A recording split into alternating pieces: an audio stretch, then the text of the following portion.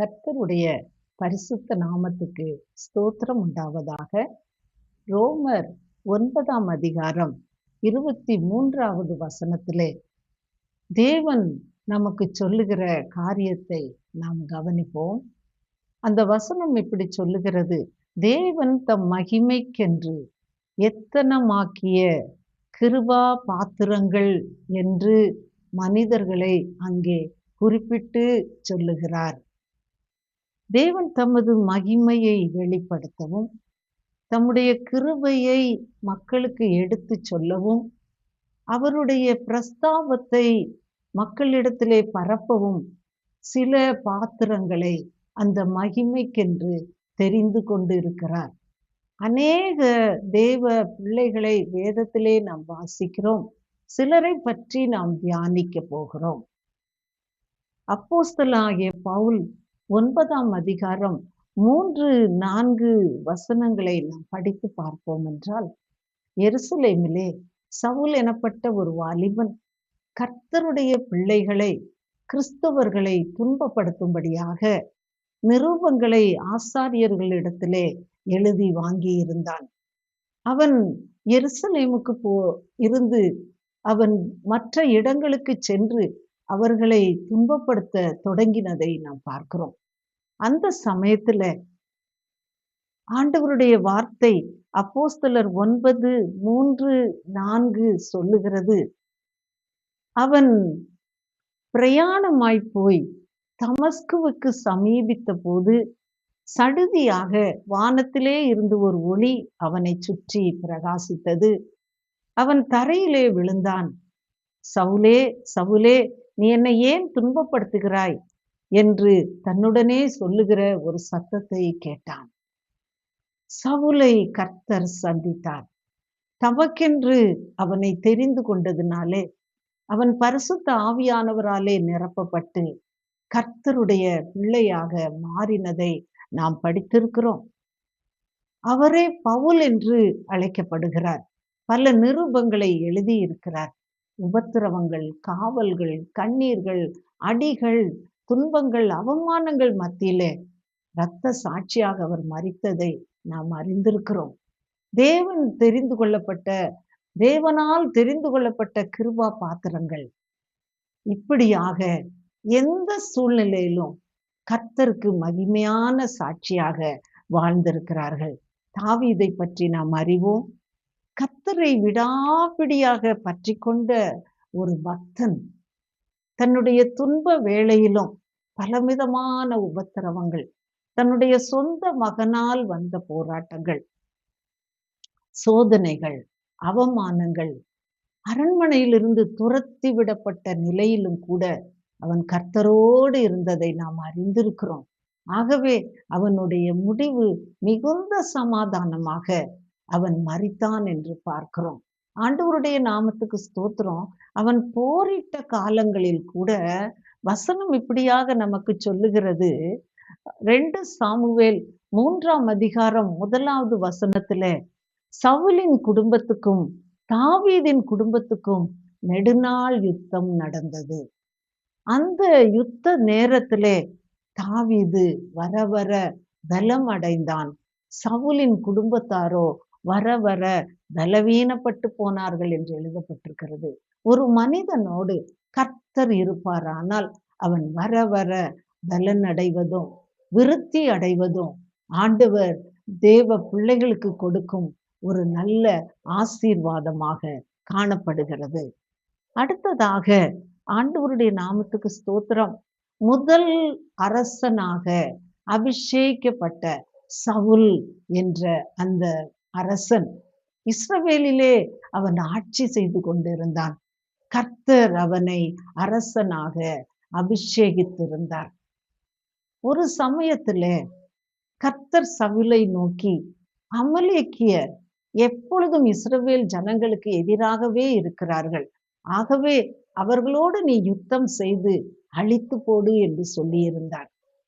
யுத்தம் நடந்தது. சவுல் யுத்தம் செய்தார்.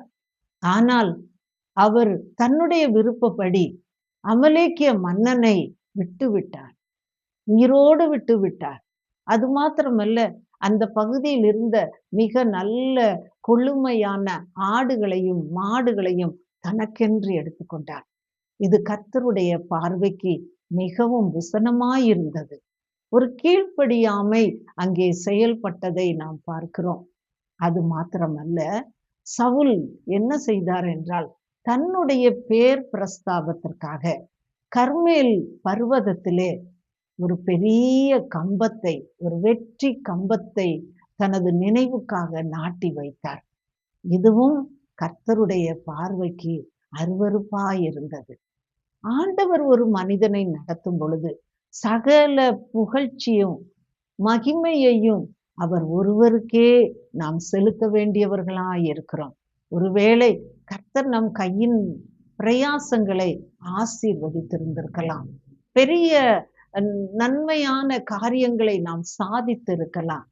ஆனால் அவைகள் தேவனுடைய பிள்ளைகளுக்கு அது தேவனால் அருளப்படுகிற காரியமாய் இருக்கிறபடினால அதை பார்த்து நாம் பெருமைப்படுவதற்கோ உயர்வாக எண்ணுவதற்கோ ஒன்றுமில்லை என்று வேதம் நமக்கு சொல்லுகிறது. அடுத்ததாக கர்த்தருடைய மகனாகிய யோனாவை பற்றி நாம் படிக்கிறோம். யோனா என்பவர் கர்த்தருடைய சித்தத்தை நிறைவேற்றாதபடிக்கு சென்றவர், கீழ்ப்படியாதவர் என்றெல்லாம் அவரை குறித்து நாம் கேள்விப்பட்டிருக்கிறோம். யோனா மீனின் வயிற்றிலிருந்து தன்னுடைய சுய உணர்வை பெற்றுக்கொண்ட பிறகு தன் தவறுக்காக வருந்தின உடனே அவன் சொல்லுகிற வார்த்தையை யோனா 2ஆம் அதிகாரம் 8வது வசனத்திலே நாம் படிக்கிறோம். பொய்யான மாயையை பின்பற்றுகிறவர்கள் தங்களுக்கு வரும் கிருபையை போக்கடிக்கிறார்கள் என்று எழுதப்பட்டிருக்கிறது. ஆம் பிரியமானவர்களே, பொய்யான மாயை, இந்த உலகத்தின் காரியங்கள், சிற்றின்பங்கள், கவலைகள், பாரங்கள், கர்த்தரை விட்டு விலகுகிற காரியங்கள், இது எல்லாமே பொய்யான மாயைகள்.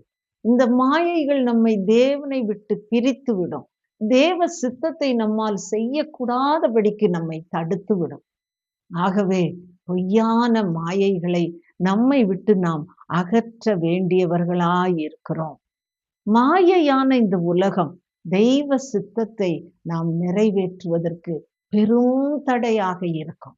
ஆகவே இதை கேட்டுக்கொண்டிருக்கிற அருமையான கர்த்தருடைய பிள்ளைகளே, நாம் தேவனுடைய திட்டத்தை நிறைவேற்றும்படியாக அழைக்கப்பட்ட கிருபா பாத்திரங்களாய் இருக்கிறோம்.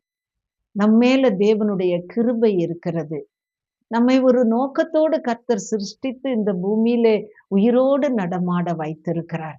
ஆகவே அவருடைய திட்டத்துக்கு நம்மை முழுமையாக அர்ப்பணிக்க வேண்டியது நம்முடைய முக்கியமான கடமையாய் இருக்கிறது. உபத்திரவங்கள் வரும், துன்பங்கள் வரும், போராட்டங்கள் வரும். நாம் பார்த்த அநேக சாட்சிகள், தேவனால் அனுப்பப்பட்ட மனிதர்கள், இவைகள் மத்தியிலே அவருக்காக தைரியமாக தாவீதை போல திட மனதுடன் விசுவாசத்தோடு நன்றியறிதலான உள்ளத்தோடு அவர்கள் நடந்து கொண்டது போல நாமும் இந்த உலக வாழ்க்கையில காரியங்களை அதை அடிப்படையாக கொண்டு தேவ சித்தத்தை நிறைவேற்றி கிருபா பாத்திரங்களாக நம் வாழ்க்கையை முடிவடைய செய்ய கர்த்தர் நமக்கு உதவி செய்வாராக. ஆண்டவருடைய நாமத்துக்கு ஸ்தோத்திரம் உண்டாவதாக. ஆமென். நாம் ஜெபிப்போம். அன்பு தகப்பனே, இந்த நாளிலும் உம்முடைய அழைக்கப்பட்ட அநேக பரிசுத்தவான்களை பற்றிய செய்திகளை நாங்கள் திரும்பவும் கேட்க கிருபை செய்ததற்காக ஸ்தோத்திரம் ஆண்டவரே. உம்மால் அழைக்கப்பட்ட கிருபா பாத்திரங்கள், உம்மாலே அவர்கள் தெரிந்து கொள்ளப்பட்டவர்கள். ஆண்டவரே, உம்முடைய கரம் அவர்களோடு கூட எப்போது இருக்கிறது சுவாமி. நீர் அவர்களுடைய சகலவற்றையும் அறிந்திருக்கிறீர். உம் திட்டத்தை நிறைவேற்ற பலன் தாரும். உம் திட்டத்தின்படி நடக்கவும் கீழ்ப்படியவும் எங்களுக்கு ஞானம் உள்ள இருதயத்தை தாரும். ஒருவேளை உடைய சித்தத்தின்படி நடக்கும் பொழுது வரும் உபத்திரவங்கள், போராட்டங்களை ஜெயிக்க பலன் தாரும்.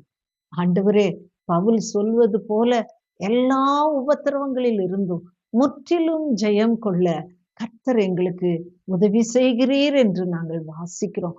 அப்படிப்பட்ட கிருபையை கர்த்தர் ஒவ்வொருவருக்கும் தந்து ஆசீர்வதிங்க. ஆண்டவரே உமக்கு ஸ்தோத்திரம். தேவைகளை சந்திங்க. உடைய கிருபைக்கும் ஆசீர்வாதத்துக்கும் ஒப்பு கொடுக்கிறோம்.